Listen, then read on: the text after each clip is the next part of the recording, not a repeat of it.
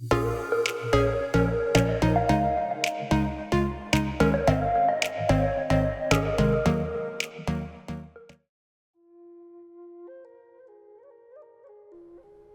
for stopping in, guys.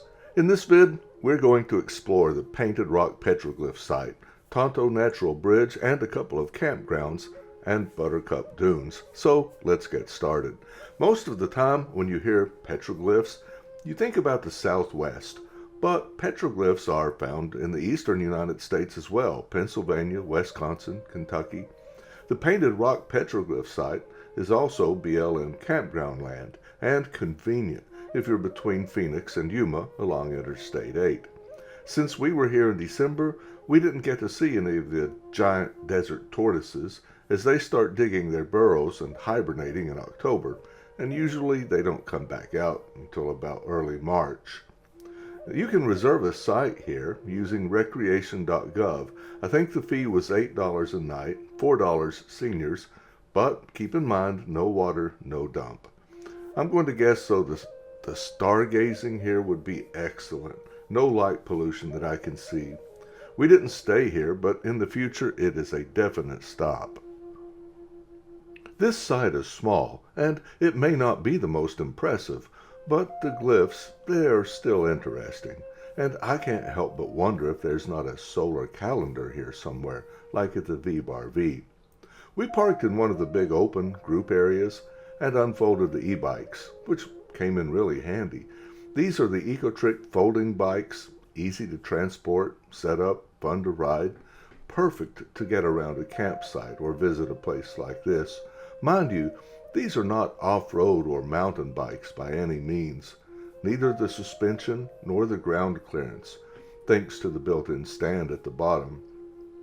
I would use caution taking this bike on anything but an unimproved trail or a flat area, as I can see this stand as being a big snag hazard. I would suggest to the manufacturer that this be either a breakaway or sprung in some fashion. This could be like leaving your kickstand down on the motorcycle. Not good. But talk about convenient. Setup, takedown is quick. It took us about 4 minutes for both bikes, and they fit in the bed of the truck. No advertising to the thieves, like on a bike rack.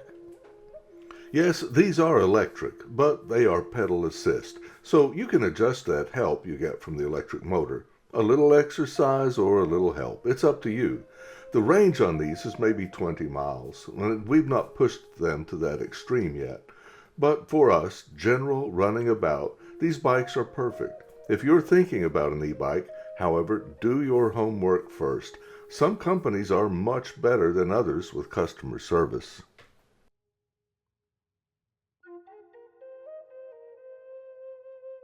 The yellow flowers of this creosote bush have given way and set to seed, getting ready for spring.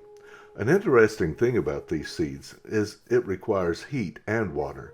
Sometimes boiling water is used to actually get the seeds to germinate.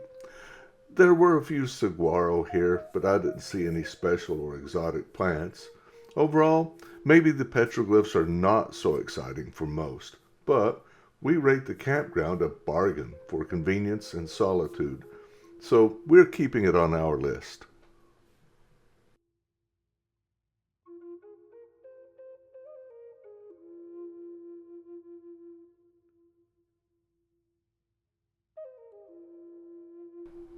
On our way to Painted Rock, we were near Payson, and we decided to stop and have lunch at Tonto Natural Bridge State Park. Just check it out. Again, we used our Arizona State Park pass, saved us another $14. One thing you might want to know though, if you are in an RV or pulling a camper, trailer, there are some very steep grades here. If I remember correctly, the descent into Pine Valley, where the bridge is located, the park, it's about 18%. So we parked our bus at the top and took the truck down. We found the park to be virtually empty, so it was quiet, serene, natural if you will. There are a few trails here, but you are given fair warning. Heart, hip, leg, or other problems, you may want to enjoy the view from the lookout point. I was surprised to find this horehound growing wild here. Maybe some of you can remember the horehound candy you used to get at Christmas as a kid. It was supposed to help with coughs and colds. The only thing I remember about it is I didn't like it. And then I found this guy, what I thought was a blueberry bush, but the leaves were more elongated. Further along the trail, though, there was a sign, Point Leaf Manzanita, that is confused for blueberry. I never heard of this one. And another new plant I found here is this horsetail. I'll have to study up on it too. It does look interesting. A detail of soldiers from Fort Verde tracking a band of Apache discovered the bridge, but the land wasn't claimed until about 7 years later. At 183 feet in height, spanning more than 400 feet, video just doesn't do justice to this bridge. The original owner built his house, which is long gone now, directly on the span, which is 150 feet wide. Just a note, dogs and bikes are not permitted on the trails. You'll find the staff here to be very pleasant and friendly, and they maintain a really good up-to-date Facebook page with video of the bears, mountain lions, and other animals in the park. The information on the page will help you plan your visit.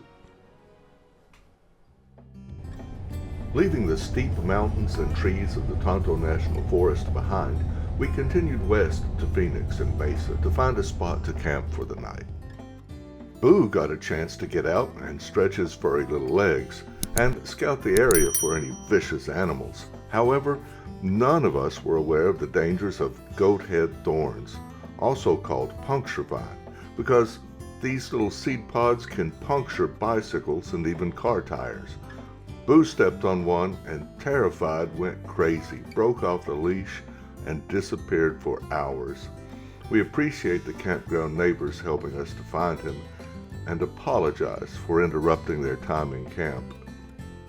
Just west of Yuma, on the California side, we discovered the Imperial Dunes. Wow, nice. So we headed back to Arizona to find a campground and found Pilot Knob just off of the interstate. If you book here, try to get a spot a little farther from the highway. We spent the evening just relaxing in the warm desert breeze, and all that was missing was a campfire. If you have a longer rig, be careful of the trees. It can be a tight fit getting into some of these spaces. We got up early the next morning and headed for the dunes to watch the sunrise, and we were not disappointed. There's just something about a sunrise by the ocean, in the desert. It's just neat to be in the dunes alone, solitude. This part of the dunes is less than 2 miles to our friendly Mexican border, and when we first arrived, there were 2 Border Patrol SUVs and 4 ATVs leaving, and we were alone for a while, until one of the Border Patrol ATVs came back and, for whatever reason, seemed to be joyriding in circles quite near us sometimes, considering how large the dunes are. And this went on for about, 30 minutes or so, and kind of made us curious. After all, it's a big desert.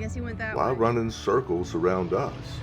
But suddenly, he seemed to just forget all about us and took off, driving off into the desert, like he was late for a meeting or something.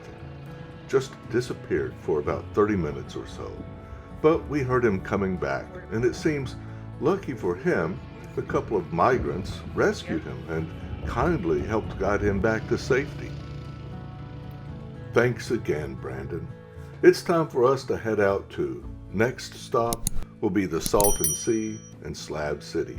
Until then, be a good human. Take care. See you then.